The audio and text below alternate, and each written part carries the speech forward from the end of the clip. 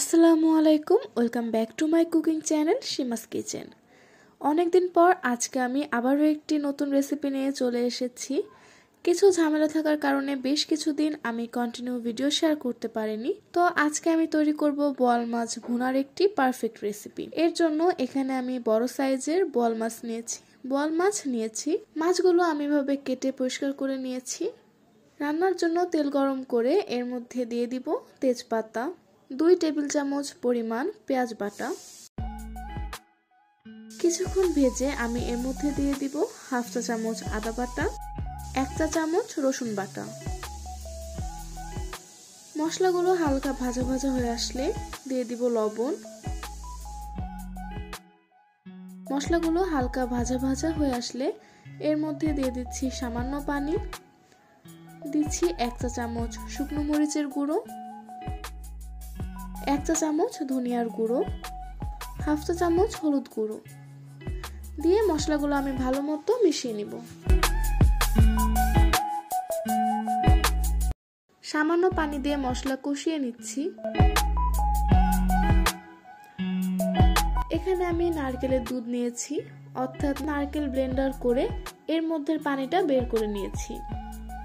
এখন সামান্য এই নারকেল দুধ দিয়ে আমি এর মধ্যে দিয়ে দিব বোয়াল মাছগুলো দিয়ে আমি বেশ কিছুক্ষণ মশলার সঙ্গে মাছ ভালো মতো কষিয়ে নিব, যেন মাছের ভেতরেও মশলার একটি সুন্দর ফ্লেভার ঢুকে যায়। আর এই বোয়াল মাছ ভুনায় নারিকেলের দুধটা মাস্ট ইউজ করার ট্রাই করবেন, কেননা এই নারিকেলের দুধ দেওয়ার ফলেই এর টেস্ট কিন্তু খুবই সুন্দর আসে। এখন আমি এর মধ্যে বাকি নারিকেলের দুধ দিয়ে দিচ্ছি।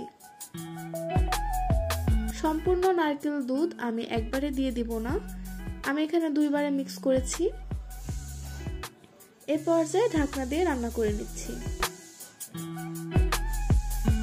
দিয়ে দিচ্ছি কিছু কাঁচামরিচ, এর ফলে সুন্দর একটি ফ্লেভার আসবে। রান্নার শেষ পর্যায়ে দিয়ে দিব হাফ চা চামচ পরিমাণ জিরা গুঁড়ো।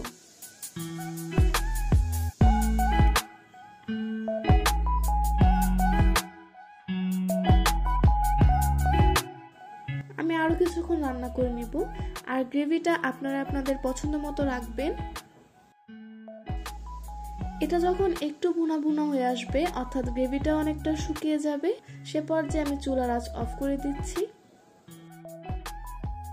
তৈরি হয়ে গেল খুবই মজাদার বোয়াল মাছ ভুনা।